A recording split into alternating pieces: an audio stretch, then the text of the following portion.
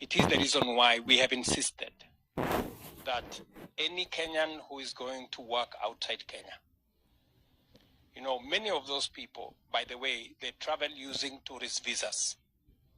You know, they are taken through routes that are not correct. So this time round, we have said any Kenyan who is going to work outside Kenya, we will give them passports. We have reduced the time for passports now 3 days. If you have a letter for employment, you get your passport in 3 days max. Some of them you can get them the same day. So we have created a green channel for people who are going to work outside Kenya. But we have also demanded that going forward, no Kenyan who is going to work outside is going to travel using a student visa or a tourist visa. And we need to have a record so that if they are in distress, if they are doing odd jobs that have an indignity, the way you have said, we can help them. I can bet you that the lady from Bomet did not go through the hands of Rosalind. Otherwise, we would have stepped in and we would have told her, you cannot leave Kenya to go and look after dogs. That we would not allow anything of that nature. And it is the reason why we have changed the system so that today we have digitized the space to make sure that we have the right people going and doing the right jobs, and we know how much money they earn, and we know how they are going to get home if it is necessary. On the issue of registration of SHA, it's an open portal. We are now working with the counties. We are working with the reason why I have told you every day between 20 and 50,000 Kenyans register is because there is a huge campaign to get everybody registered. Because by registering, we get three things. Number one, we get data. Because my sister here has told you about data. Data is very important. Imagine all this while we didn't have data on health, you know? So today we are saying it is mandatory for you to register in SHA. It is the basis upon which you will go to a level 1 hospital, a dispensary, a health center. So long as you are registered in SHA, you will be treated without paying. So long as you are registered. Because that way we can keep track of our health data. How many people are being treated for malaria? How many people are being treated for the next disease? What is the disease load? Then we prepare ourselves in advance to make sure that the correct medicines are available and that whole health journey. And finally, I will be very happy to shake your hand because I think you make us proud as Kenyans. Just give me a while. Let me answer a few questions from my sister here. I think you made a case for our Asian community members. I think one of them is here. Represented for that at the moment. Your Excellency, I'd like to say I'm really happy to be here, and it feels surreal to be in your presence. The last time I met you was in 2015 when you had visited us at USIU while you were the Vice President, and now having to meet you right now as the President, again, it's an honor. So I had prepared myself for this, but I'll just go through. It's a really one question.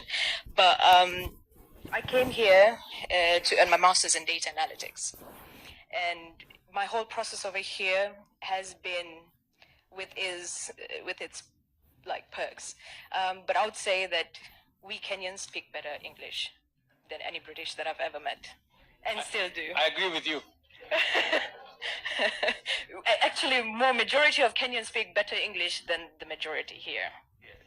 I'm not attacking the British, but that's a fact. The thing is that, like many Kenyans, youth abroad, I faced many challenges, and from unemployment to navigating life between two worlds. Yet I remain eager to contribute to the Kenyan progress and from the diaspora aspects of it. And my question is, how can young professionals like myself with global education and skills meaningfully contribute to your government's vision from abroad, particularly in data and innovation? And while all these thought-provoking conversations have been going on, there's one thing that was just coming across my head when remembering my Swahili teacher in Mombasa, who constantly told me to remember one methali, and this is the time I think I remembered it, and it goes as hindi ndiko kwenye nguo wendao tupo wako. So that's, I think this is the opportunity with all the conversations that you've been stirring all this evening. And lastly, I'd be honored to have a picture with you. Thank you. All right. All right. Some good Kiswahili as well there. So let me say that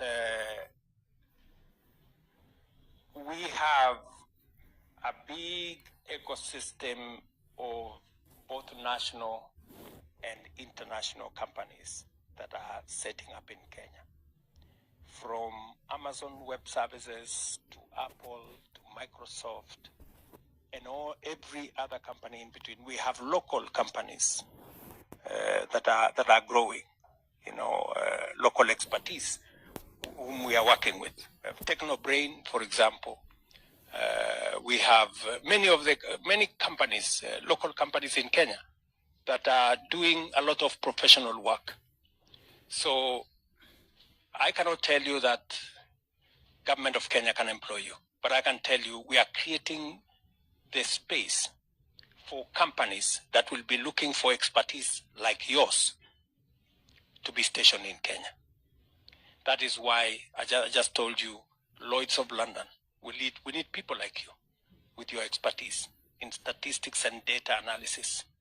Companies like EBRD, for example. Companies like the ones we have asked to come on board in Kenya. Insurance companies like the Africa Finance Corporation and many others who are in that space. So you can meaningfully contribute to the progress of our nation by coming to be part of the professionals that are making Kenya work. You just heard that one of the companies, the reason why they decided to set up shop in Kenya is because they can find professionals like you. So when you are in Kenya, that is what makes us a destination of choice by serious international companies.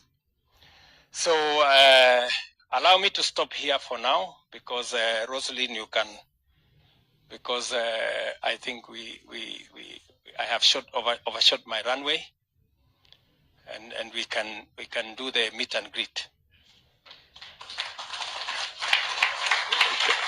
Can we? Thank you.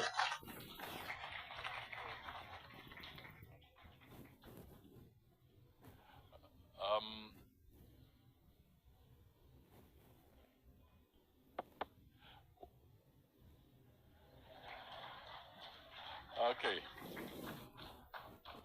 All right. Just, Your Excellency, when I came here, I got carried away and I forgot one fundamental issue. If our ministers can stand up, it will be good. The Honorable Mbandi is here, Minister for Treasury, National Treasury, he is Minister for Finance. He does all the number crunching.